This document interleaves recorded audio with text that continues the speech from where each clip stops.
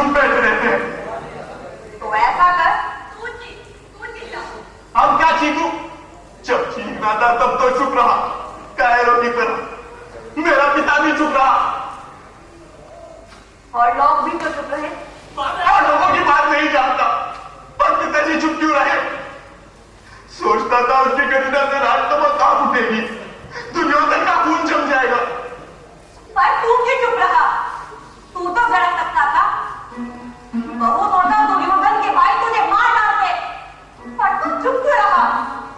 मैं भी पूछ रहा हूं, ऐसी क्या गड़बड़ी है मेरे संस्कारों में जो मेरा खून गर्म नहीं हुआ, मेरे शब्द पुकार कर खड़े नहीं हुए?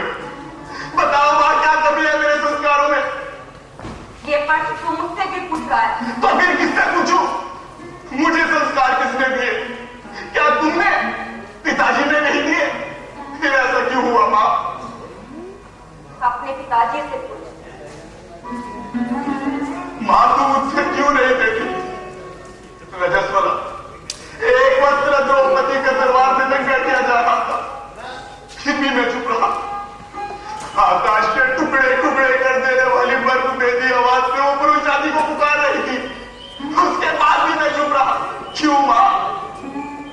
कहती हूं ना, अपने पिताजी से पूछ। इसका मतलब है कि तुम सब कुछ जानते हुए भी मेरे प्रश्न के उत्तर को टाल रही हो। मां, तुमने मुझे बचपन से विरोध करने क्यों नहीं सिखाया? अत्याचार, अन्याय करने वाले अन्याय की गर्दन तोड़ने की शिक्षा क्यों नहीं दी मां?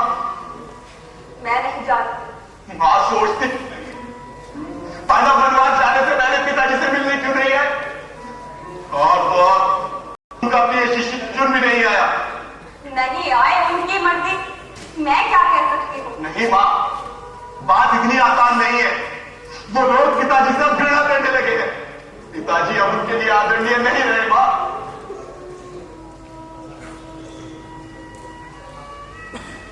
पिताजी पांडव वनवास जाते वक्त आपसे मिलने क्यों नहीं आए? क्यों आते? क्या वो आपके शिष्य नहीं? मैं उनका गुरु अवतार हूं। लेकिन संसार तो आपको महान आचार्य जानता है पिताजी। संसार को क्या मनवाया नहीं जा सकता पुत्र? पिताजी, कल आप दरबार में चुप क्यों रहे? ये बात मुझे लोच लोच के खा रही है। बोलिए पिताजी, आप चुप क्यों रहे? क्या इस प्रश्न का उत्तर अब जरूरी है पुत्र? हाँ पिताजी, जब द्रौपदी की पुकार दरबार में किसी ने नहीं सुनी तो वो आपके सामने आकर खड़ी हो गई थी। याद है उसने क्या कहा? वो कह रही थी, आचार्य, आप ना तो पांडवों के रक्त संबंधी न कौरवों के, आप सिर्फ आचार्य हैं दोनों के। क्या दुर्योधन आपका कहना नहीं मानेगा? आपको तो सत्ता का मोह नहीं है। क्या आप अपने शिष्यों की पत्नी को सार्वजनिक रूप से अपमानित होते देख सकेंगे? उठाइए अपना धनुष। पर आप चुप रहे पिताजी, क्यों? इस प्रश्न का उत्तर अगर पूछना ही है तो जाकर अपनी मां से पूछो। पिताजी, जब मैं मां से प्रश्न करता हूं तो कह दिया अपने पिता से पूछो, और अब मैं आपसे पूछ रहा हूं तो आप मां की ओर संकेत कर रहे हैं। जो पहले जिम्मेवार है उसी से पूछना चाहिए। मैं जिम्मेदार हूं तुम्हारी चुप्पी के लिए। तुम्हें कुछ लगता नहीं मुझ पर आरोप लगाते हुए? दिलदारी से सोचो कृति, पिछली बातों के संदर्भ में सोचो। अपना नपुंसक आश्रम ढकने के लिए मुझ पर आरोप लगाते हुए